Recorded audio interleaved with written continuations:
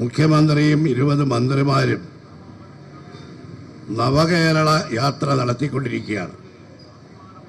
യാത്ര അവസാനിക്കുന്നത്, യാത്രയുടെ അന്ത്യം, ഈ സർക്കാരിൻ്റെയും അന്ത്യം ഇവിടെ തന്നെ ആയിരിക്കും എന്നുള്ളതുകൊണ്ട് തിരുവനന്തപുരത്താണ് യാത്ര അവസാനിക്കാൻ പോകുന്നത്. ഈ യാത്ര എന്തിനു വേണ്ടി എന്നുള്ളതിന് മുഖ്യമന്ത്രി നൽകിയിട്ടുള്ള വിശദീകരണം, അതിന് UDF നൽകിയിട്ടുള്ള മറുപടി, അത് ഓരോ ദിവസം കഴിയും തോറും തെളിഞ്ഞു വരിക. ഇതൊരു രാഷ്ട്രീയ പ്രചരണ യാത്രയാണ്. മുഖ്യമന്ത്രി ജനങ്ങളെ കാണാനും പരാതികൾ കേൾക്കാനും പരിഹരിക്കാനുമുള്ള യാത്രയല്ല. പാലായിലെത്തിയപ്പോൾ അദ്ദേഹം അവിടുത്തെ MP, ഇടതുമുന്നണിയുടെ ഇപ്പോഴത്തെ MP ആണ്, UDF MP ആയി ജയിച്ച ആളാണ്. അദ്ദേഹം റബ്ബർ കർഷകരുടെ ചില പ്രശ്നങ്ങൾ പറഞ്ഞു, പാലായുടെ ചില വികസന പ്രശ്നങ്ങൾ പറഞ്ഞു. ക്ഷുഭിതനായ മുഖ്യമന്ത്രി പറഞ്ഞു, ഇത് പരാതി പരിഹാരത്തിൽ ഉണ്ടാക്കിയിരിക്കുന്ന ജനകീയ സദസ്സല്ല, ജനസദസ്സല്ല, ഇത് കേരളത്തിലെ സർക്കാരിന്റെ വികസന നേട്ടങ്ങൾ പറയാനുള്ളതാണ്.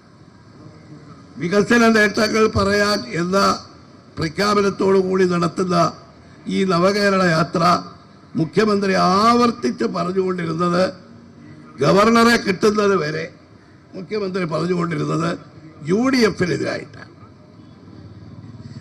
ഈ യാത്രയോട് പ്രതിഷേധം പ്രകടിപ്പിച്ചു. യാത്രയോടല്ല, യാത്ര കടന്നു പോകുന്ന വഴിയിൽ യൂത്ത് കോൺഗ്രസിന്റെയും യൂത്ത് ലീഗിന്റെയും പ്രവർത്തകരെ ആ കല്യാശ്ശേരിക്ക് അടുത്ത് വെച്ച് കരുതൽ തടങ്കലിൽ അവരെ അറസ്റ്റ് ചെയ്തു. അതിൽ പ്രതിഷേധിച്ച് യൂത്ത് കോൺഗ്രസുകാരും യൂത്ത് ലീഗുകാരും പ്രകടനം നടത്തിയപ്പോൾ വളരെ മൃഗീയമായി ആ മർദ്ദനത്തിൽ മുഖ്യമന്ത്രി പറഞ്ഞത് അവരെ ജീവൻ രക്ഷാപ്രവർത്തനമാണ് DYFIക്കാർ നടത്തിയത്. അവർ മാതൃകാപരമായ പ്രവർത്തനം ഇനിയും തുടരും. അപ്പൊ പ്രതിഷേധിക്കുന്നവരെ ആക്രമിക്കുക, മർദ്ദിക്കുക, തകർക്കുക. ഈ യാത്രയ്ക്ക്, ഈ നവകേരള യാത്രയ്ക്ക് എത്രമാത്രം പണച്ചിലവുണ്ട്?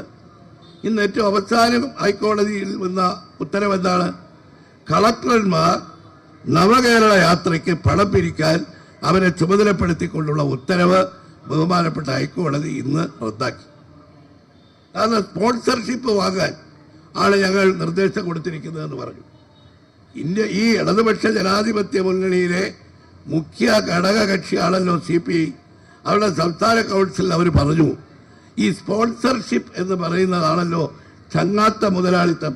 കമ്മ്യൂണിസ്റ്റുകാർക്ക് ചില സാങ്കേതിക വാക്കുകൾ. ചങ്ങാത്ത മുതലാളിത്തം എന്ന് പറയുന്നത് സ്പോൺസർഷിപ്പാണ്. കേരളത്തിലെ മദ്യരാജാക്കന്മാരിൽ നിന്ന്, കോറി മുതലാളിമാരിൽ നിന്ന്, GST അടയ്ക്കേണ്ട ആളുകളിൽ നിന്ന്, കുടിശ്ശിക വരുത്തുന്നവരിൽ നിന്ന്, എക്സൈസ് നികുതി കൊടുക്കുന്നവരിൽ നിന്ന്, PWD കോൺട്രാക്ടർമാരിൽ നിന്ന്, സാധാരണക്കാരെ കച്ചവടക്കാരിൽ നിന്ന്, അവർക്കെല്ലാം ഈ ഉദ്യോഗസ്ഥന്മാർക്ക് ടാർഗറ്റ് ഫിക്സ് ചെയ്ത് പണം പിരിക്കുകയാണ്. ഒരു നിയോജക മണ്ഡലത്തിൽ പരിപാടി നടത്താൻ 1 കോടി രൂപ ചെലവുണ്ട്. എവിടെ നിന്ന് ഈ പണം? 140 കോടി രൂപ. ഇവിടെ നടത്തിയ കേരളീയ പാട്ടിനും അതുപോലെ നൃത്തത്തിനുമെല്ലാം 30 കോടിയാണ് ചെലവാക്കിയത്. 100, 170, 200 കോടി രൂപ കേരളത്തിലെ ജനങ്ങളിൽ നിന്ന് പിരിച്ചെടുത്ത് കേരളത്തിലെ സഹകരണ സംഘങ്ങളിൽ നിന്ന് അവരെ ഭീഷണിപ്പെടുത്തി പണം വാങ്ങി, പഞ്ചായത്തുകളിൽ നിന്ന്, തനത് ഫണ്ടിൽ നിന്ന് അവരെ ഭീഷണിപ്പെടുത്തി പണം വാങ്ങി ഈ നടത്തുന്ന നവകേരള യാത്ര കേരളത്തിന്റെ നാശത്തിനുള്ള യാത്രയാണ് എന്ന് ഞങ്ങൾ പറഞ്ഞത് ഇപ്പോൾ ശരിയായി.